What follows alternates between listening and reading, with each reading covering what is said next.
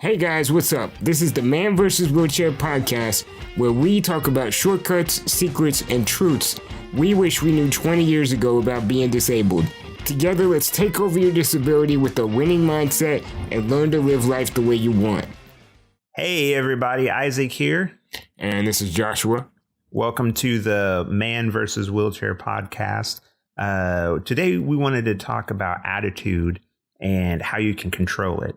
See, whenever you're disabled, like Josh and I are, you can really let your feelings and emotions kind of take over. And that's something that can absolutely determine how you are going to treat other people. So we decided today, starting off, we wanted to kind of lay the groundwork on the type of attitude that you should have, and also the type of attitude that you should try to promote in your children if you have a child that's disabled.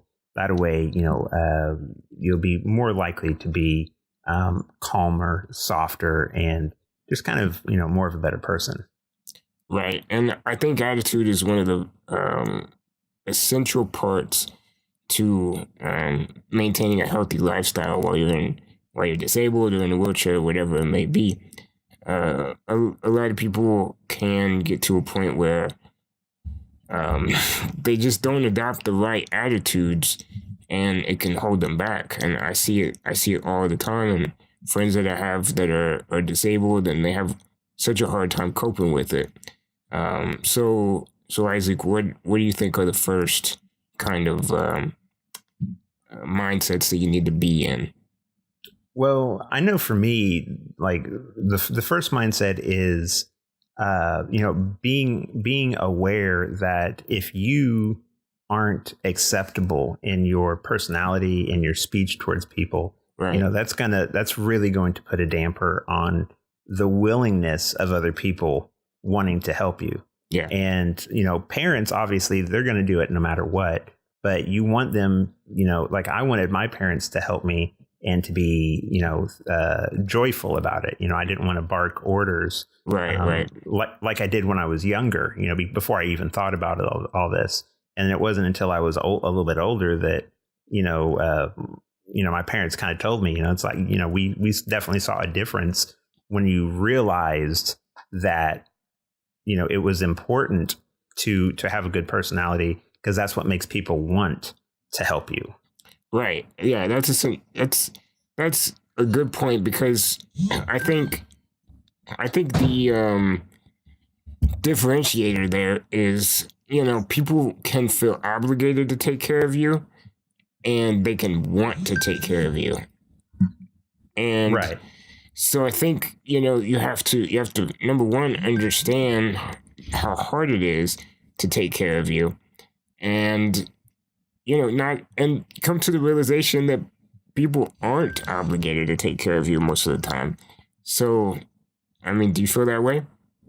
No, absolutely I do. And I mean, when it comes to like my family, they, I know that my mom always felt obligated, but I'm looking now past that. Whenever I got into school, whenever I got into, different camps and stuff, even like MDA camps and whatnot that I went to, if I needed help, you can't just bark out an order. Mm-hmm. You have to really, you have to make people want to help you. And that's a hard thing to do. Yeah. And one of the things that I did was, once I got older and was no longer able to be a camper at these camps that I went to, they had me come back and kind of be like a counselor, as in like an emotional counselor. Yeah. And just for me to help kids out, right. And I remember a couple times that these kids were just mad at the world, and they didn't understand what was going on. They didn't have answers for why they were disabled, and they were just, lashing out at anything. And that's totally understandable. And I get that. But if you want to be able to be successful, and if you want to be able to have, lasting relationships, then, you're really going to have to get your attitude under control.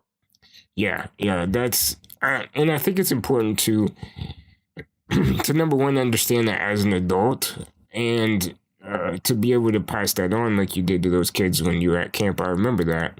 And so so as an adult, I think it comes down to, of course, you need to develop your personality and be around or be the type of person that people want to be around. And what that essentially comes down to, and what will make people want to be around you and not mind taking care of you, is your ability to offer some sort of value to them. And this leads into a much bigger discussion of, how to be a valuable person. But what it comes down to is you have to have something. You need to offer, support, a good attitude, understanding, or, maybe you're funny. You can offer a sense of humor about it. But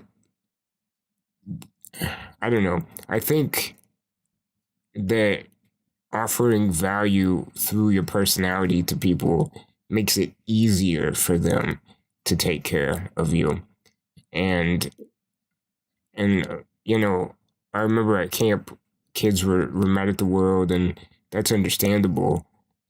But as you get older, you need to realize that you're more than a disabled person.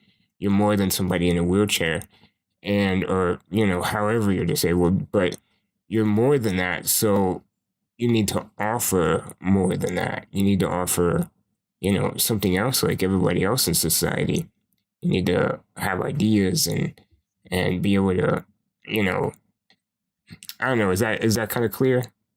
Yeah, I understand completely. And one of the things that as I got older, that people started actually like telling me was, I love to smile. I like smiling, and I like, just, greeting everybody and talking to everybody. That's what I do. Right.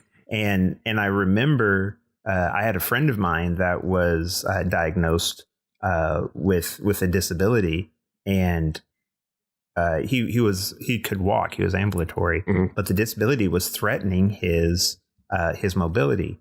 And he came to me one time. We were in high school, and he was like, "Man, I just wanted to thank you for all of your encouragement in years past, because of what I'm getting ready to go through. I just think to myself, I need an attitude like you. I need to have your type of outlook and positivity." So without even knowing it, just me being me, I was able to be an influence on that person, and I added value to him that now he is able to carry on and hopefully to, reproduce that in someone else. Right. And it was all because of, eventually I had to make that decision of, I'm not going to be angry anymore. I'm not going to be confused, which are all things that happen, especially if you're young.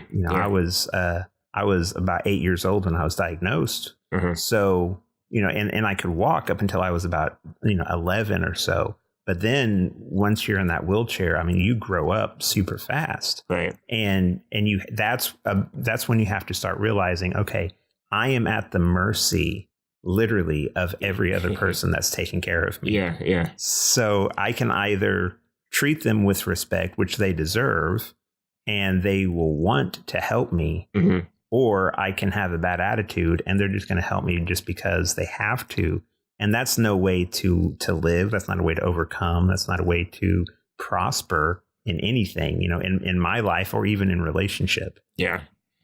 Oh, especially the relationship. That's a big one. But it boils down to a relationship between you and every single person that you meet. You need to learn how to develop these relationships where people are happy to be around you. And I think that essentially boils down to being happy to be yourself, because how can you can fake it, of course, but if you have to come to a realization that you could be an inspiration to people if you put the work into yourself and you you learn how to carry yourself, you can be a big deal to people, honestly. Because, we all go through things, everybody in your family is going through something in their life. Everybody that you pass in Walmart is going through something in their life, something difficult. But the difference between somebody that's physically disabled is it's visible. You can see Right. it. So it's more of like I kind of hate the stereotype of everybody in a wheelchair being, inspiration, or everybody disabled being inspiration, because that's just not the case, all the time. Mhm. But a part of me feels like you kind of have a responsibility to other people and to yourself to overcome it. And Well, what's really interesting with that is, I can't even count the number of times that people have come to me and told me, "Man, you're such an inspiration." yeah, And I'm with you. It's not like that every time. Yeah. That is kind of stereotyping. But the fact of the matter is, people do look at other people with disabilities that are succeeding in life mhm, as inspirational. yeah, It's kind of like a human nature. yeah, So, what I love to get across to people, and what I try to get across even to these kids at these camps, was that people are going to be looking at you no matter what. mhm, So you can either motivate them for the better, or you can motivate them for the worse, the negative. right, Either way, they're going to be motivated in one direction. yeah, yeah, And if you already have that platform in front of you to be able to be a motivator, mhm, why not just give into it and utilize it? I'm not going to be in the military. I'm not going to be a construction worker. I'm not going to be a firefighter. mhm, These are things that are just, I'm not going to be able to do. But what I can do, and that I can motivate you. I can be an inspiration to you. And there are lots of things that I can do. And I like to tell people, it's not the things that I can't do. It's the Mhm. things that I can do Yeah. that makes me me. But as soon as you identify that you do have a responsibility in some way, shape, or form, whether you like it or not, that's whenever you can start to really get control of your attitude, and you can start to move forwards. Thanks for listening to the Man vs. Wheelchair podcast. If you guys got this far, that's amazing, and I hope you got some value, but I want you to do one more thing for me. Go to manversuswheelchair.com and sign up to join the club. That's where we're going to give you exclusive content and more tips on how to level up in life. So go to that right now. Thanks for listening, and don't forget to hit that follow button.